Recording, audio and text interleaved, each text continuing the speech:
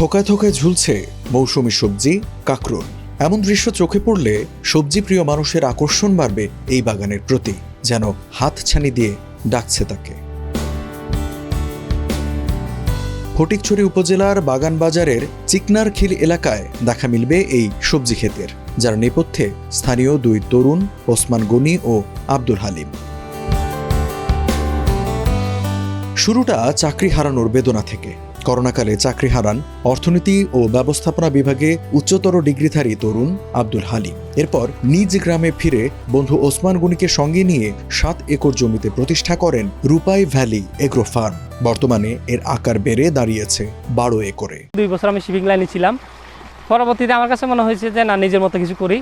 তা এটাতে আসলে একদম কৃষি করব ছোট থেকে স্বপ্ন এরকম কিছু না, বাট ঢুকে যাওয়ার পরে মনে হচ্ছে যে এটা আমার সাথে সুইটেবল হয়েছে, ভালো লাগছে, সেই জন্য আমরা এটাতে কন্টিনিউ করছি। 2020 সালে কোভিড যখন সবার কাজ চলে যায়, তখন আমরা দুজন এরকম আড্ডার ভিতরেই কথা আসে এরকম যে কি করা যায় আসলে, বা পরিস্থিতি কোন দিকে যায়। আমাদের এখানে কাঁকরোলটা অনেক ভালো হয়, মাটিটার সাথে অ্যাডজাস্ট করে, এই জন্য কাঁকরোল দিয়ে বেসিক্যালি আমরা শুরু করি। পরবর্তীতে অন্যান্য সকল সবজি আমরা এখানে উৎপাদন করি। আমাদের প্রথমেও প্রায় আপনার 7 একর 8 একরের মতো ছিল, এখনও আছে, বাট আমরা এই সবজির এগুলা ধরেন আপনার ভ্যারাইটিটা চেঞ্জ করছি। আগে বিভিন্ন ধরনের সবজি করলেও এখন যেগুলা বেশি সাস্টেনেবল ওইসবগুলা ট্রাই করতেছি। বিশেষ করে ধরেন এই সিজনে আমাদের কাঁকরোলটা খুব বেশি, আর আমরা এই গ্রীষ্মকালীন কিছু সবজি আবাদ করছিলাম, এখন পুরোটাই কাঁকরোল।